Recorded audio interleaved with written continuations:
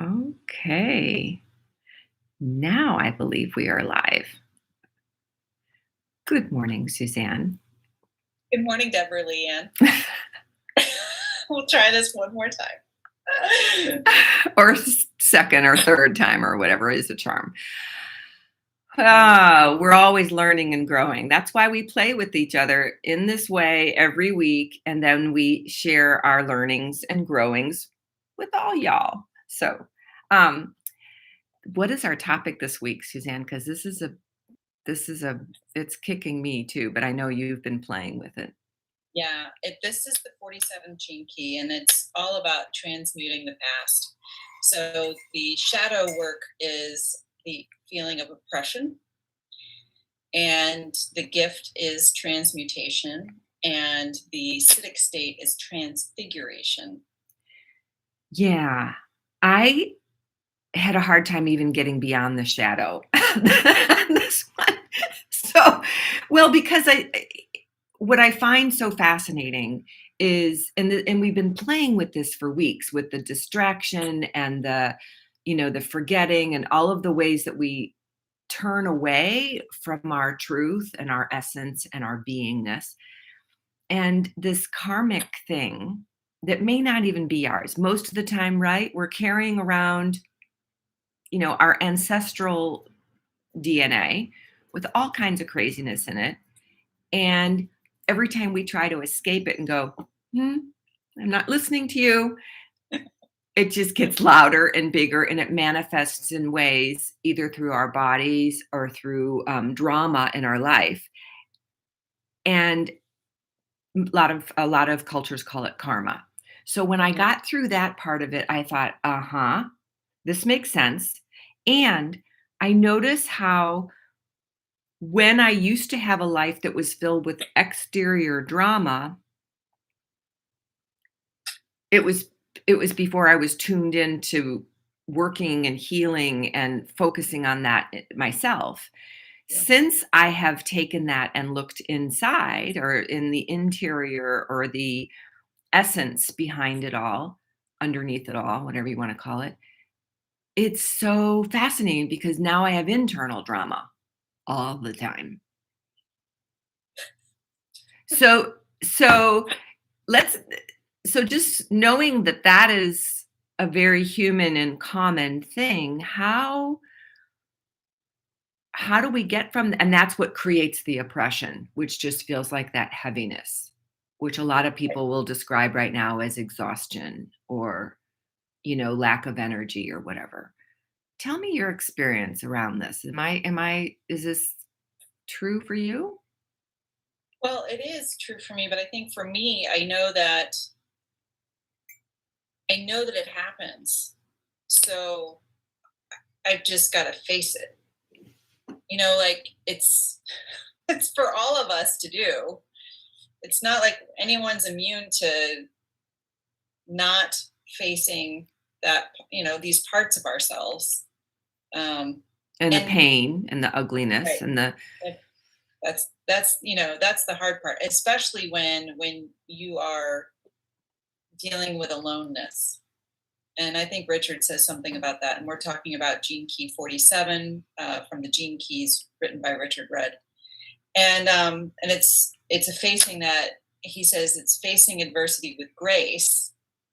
So recognizing and taking ownership of your vehicle, recognizing that some of it may be yours, but some of it's ancestral, and just doing the work. And collective, right? I feel like very often, even when one of the things that motivates me to do the work is to think, okay, this isn't even just for me.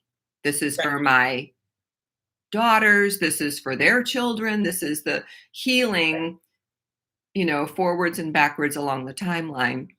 And then I have a little bit more incentive, shall we say, to get to keep doing the heavier lifting, shall we say, of that healing. And then the gift, though, which is so beautiful on the other side, is once we sit with it, it's like Yeah, it's like the angels start singing and the gates open and it's like, oh. So that's what they call the Mutation. transmutation. So as alchemists, right? So Yeah. or magi or whatever we want to call it, our own priestesses, we are moving through this energy and allowing it to kind of uh I mean, I don't think it goes away, but that it is healed. That it like it's Well, what's interesting is he says, um, your suffering is a magic mirror. It's yours to own, to appreciate, and to accept. Only when you finally stop trying to avoid it can it show you its magic. And then it goes on to say, he talked about the fact that the meditation and any kind of sacred practice actually burns the karma before it even like could start. So, there might be seedlings in there in our junk DNA, and because we're doing the work, and we're staying present to ourselves, it eradicates all of that belief of karma because we're creating something new, okay. Okay. So consciously creating something new. so this reminds me of something I had read years ago in a science blog paper research thing that everybody has the cells that become cancerous. It's like we all have them, but only certain people at certain times will have those cells become cancerous. Like they take on that junk DNA or they take on the unhealthy aspects and then manifest into the disease.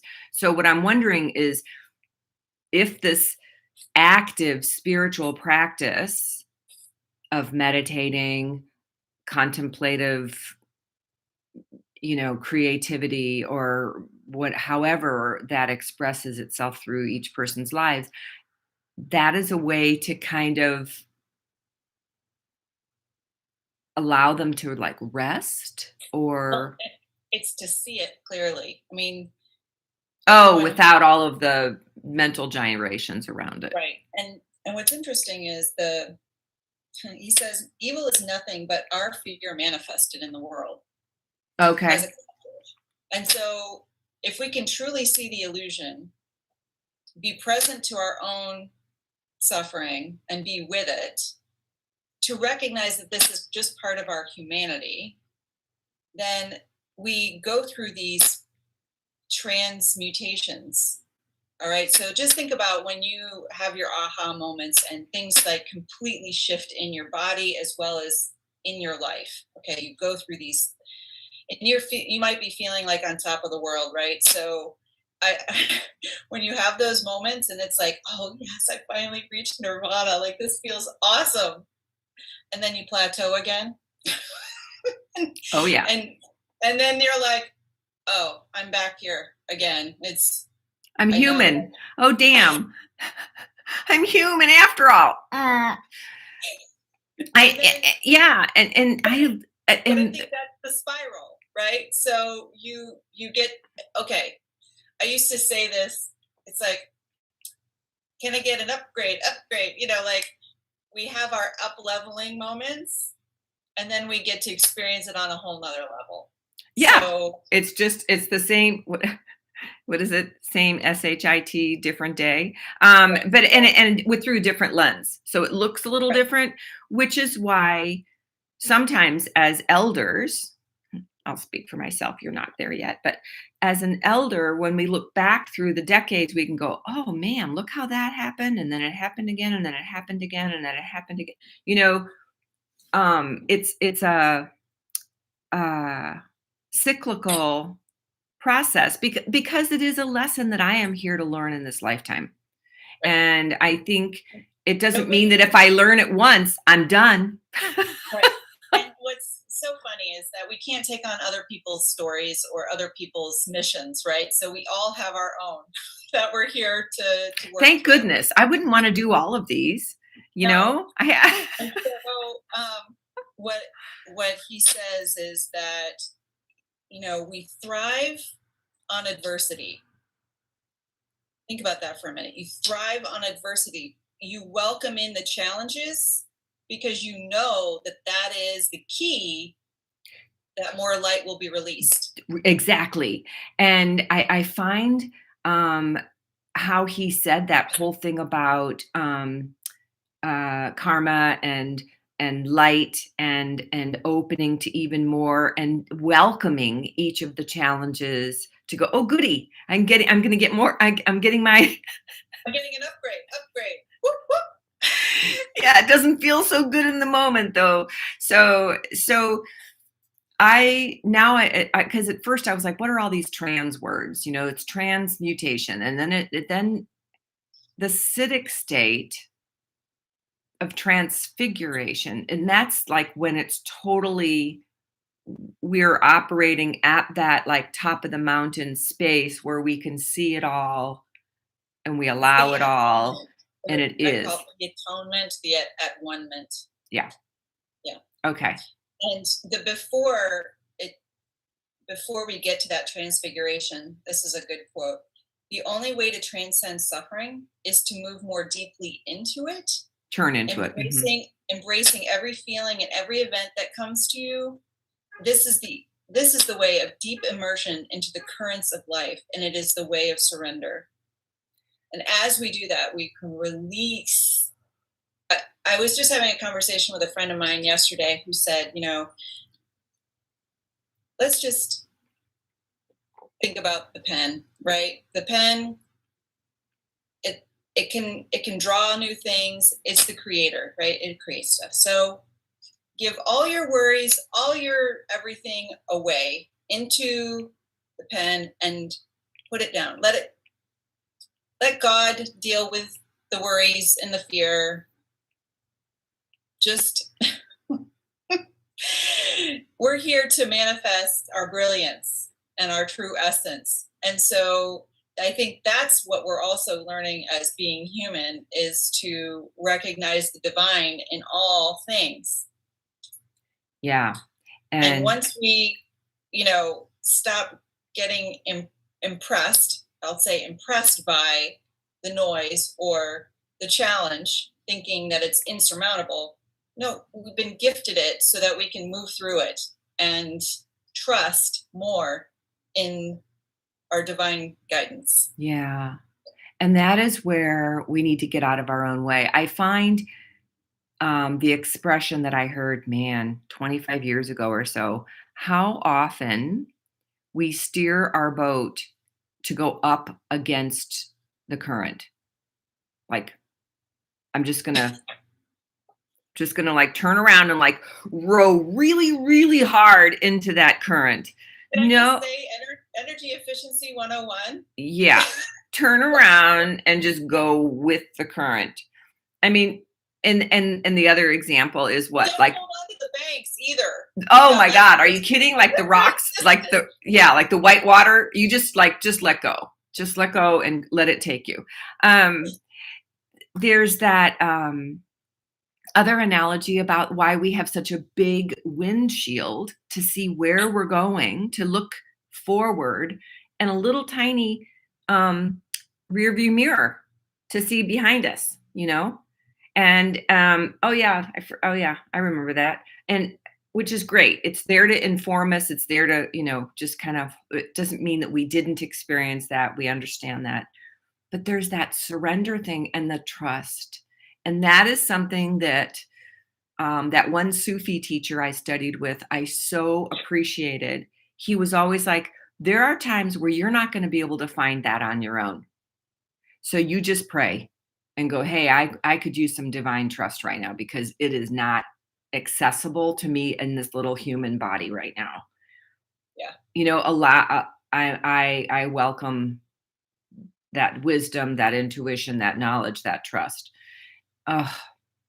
Versus, well, why, and I get angry at myself. Like, well, what's wrong with you? You should just be trusting what's going on. And I'm like, whoa. Oh, yeah. Calm down, honey. Yeah. Yeah. exactly. So, So I just want to read this other section that I wrote this morning. okay. This is mine, my writing, but I am the still small voice. So I was having a discussion with God this morning, Mm, right?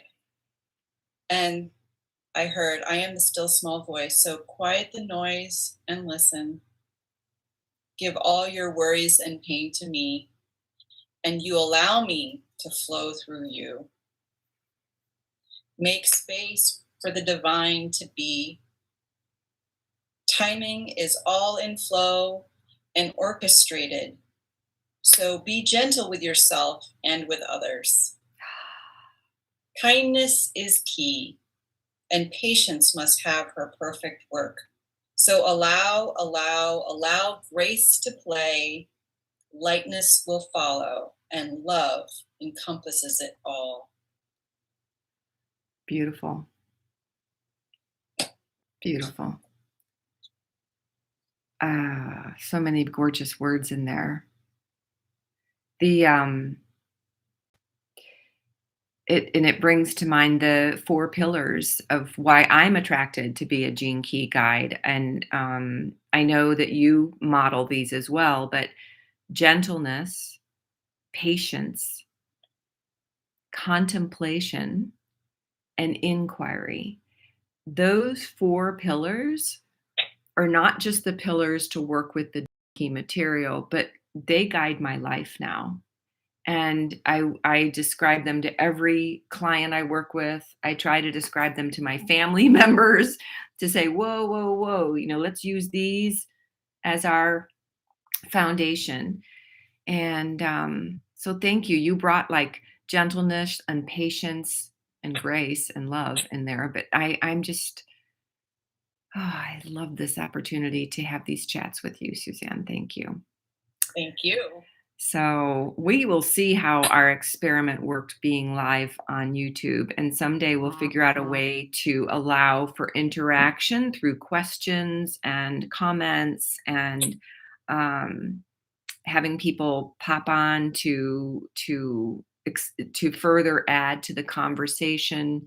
And I just want to thank everyone for um, up until this point for being a part of our community. We do this for ourselves, but we also are doing this in service to each of you. So, till our next time. Blessings. Yes, thank you. Bye bye.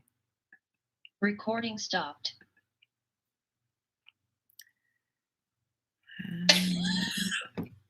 We didn't really. What? Are we off? Live? Now we are.